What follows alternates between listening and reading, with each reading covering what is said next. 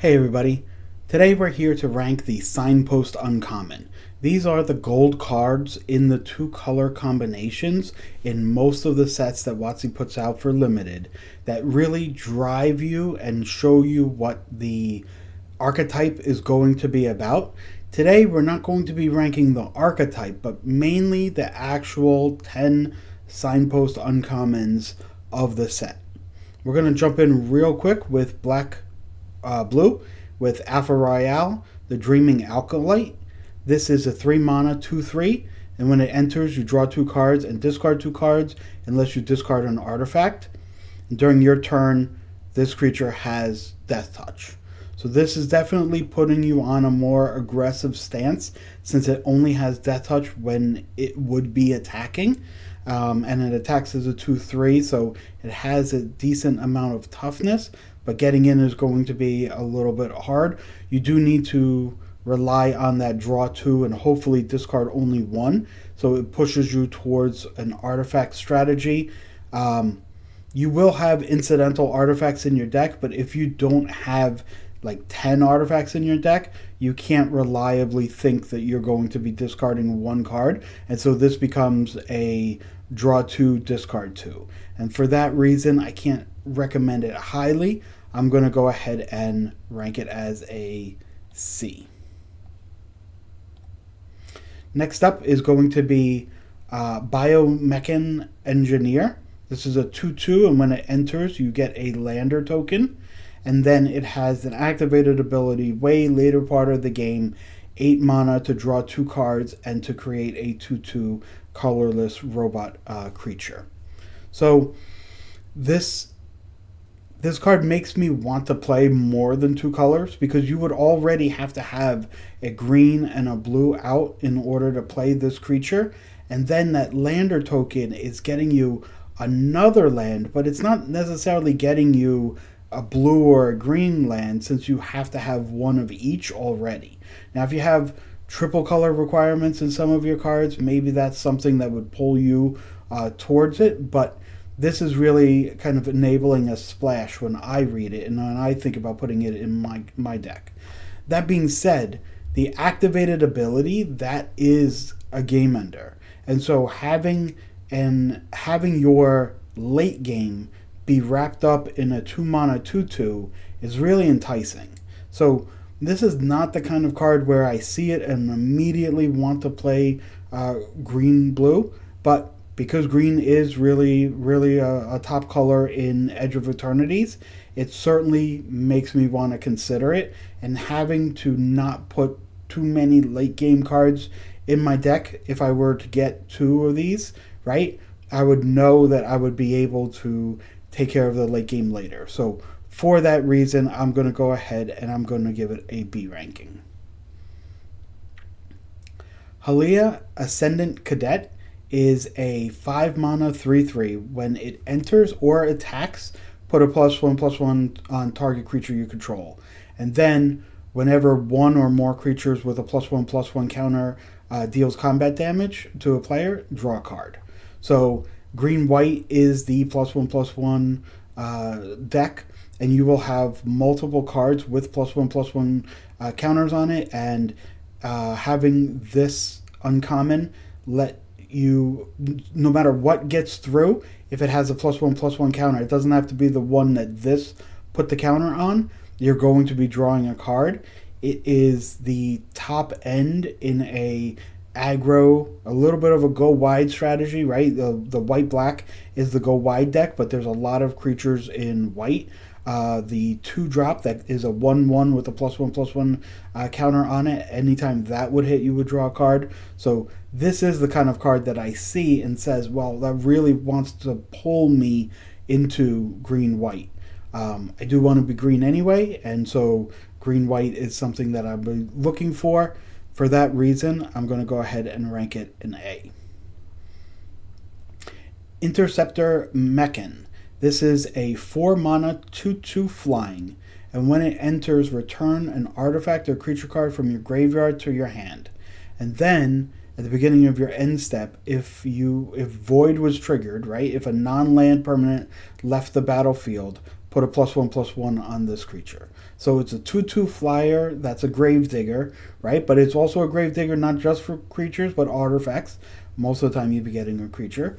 But when anything dies, this is also going to start growing if it died on your turn, right? And so this is a great card to get past.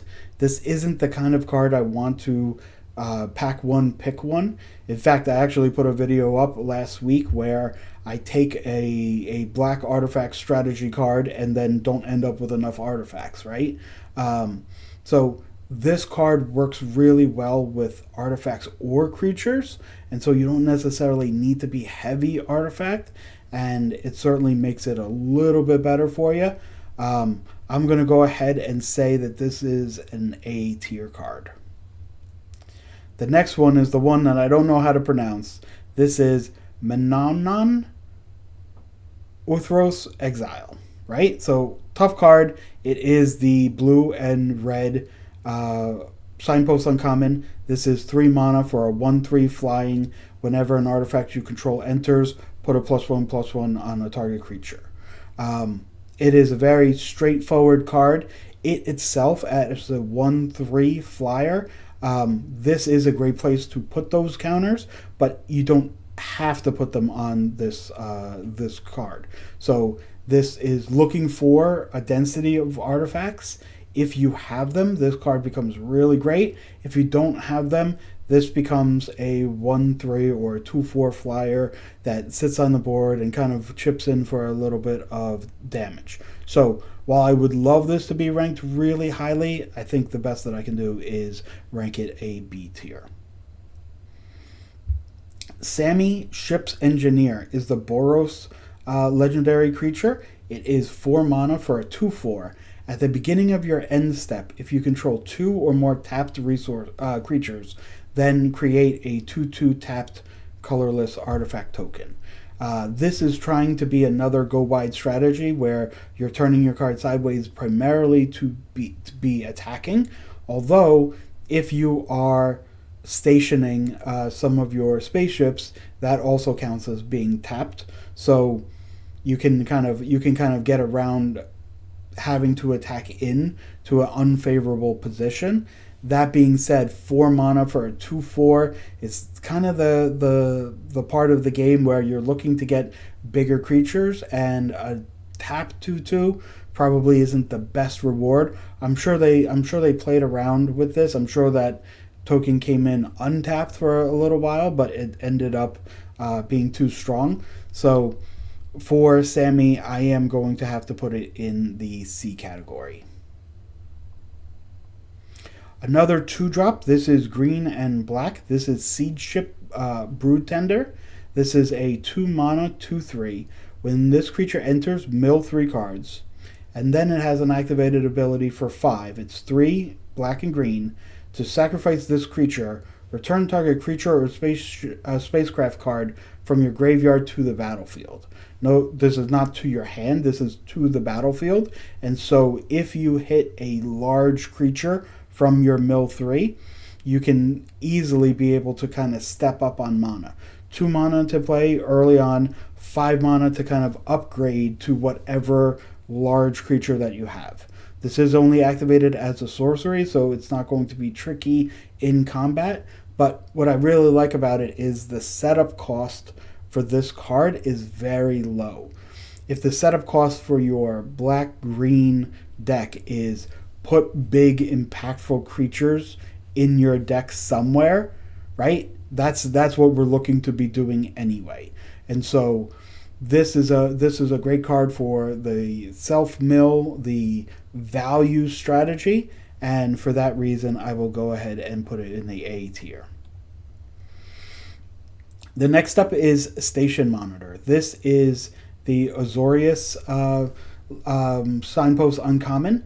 This is a 2 mana 2/2, and when you cast your second spell each turn, create a 1/1 drone artifact creature with flying and can only block flying.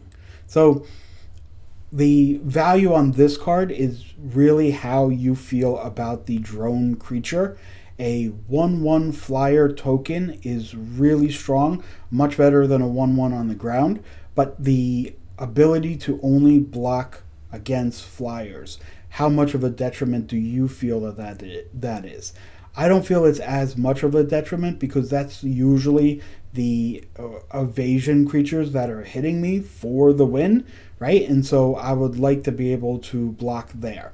Also, Station Monitor will be on the battlefield if this happens, and so Station Monitor can block a creature on the ground, and the drone can block a creature in the air.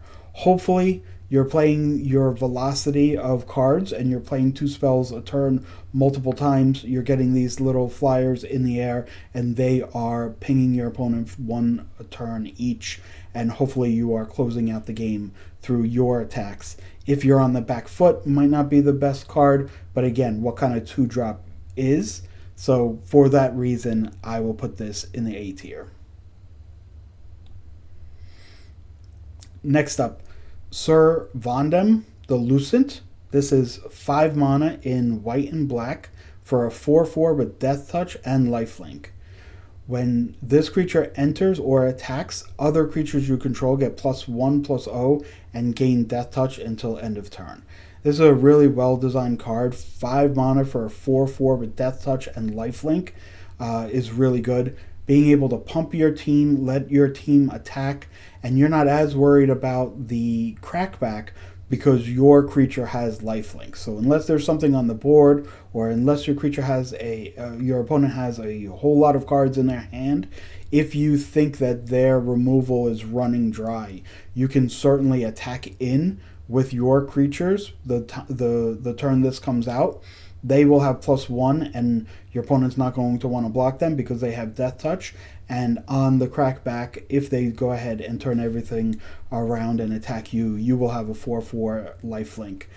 Death Touch is a little bit of a rider here at this point, but that lifelink will help make sure that you don't die on the crackback, and then you can counterattack again since they went ahead and tapped their creatures for the attack.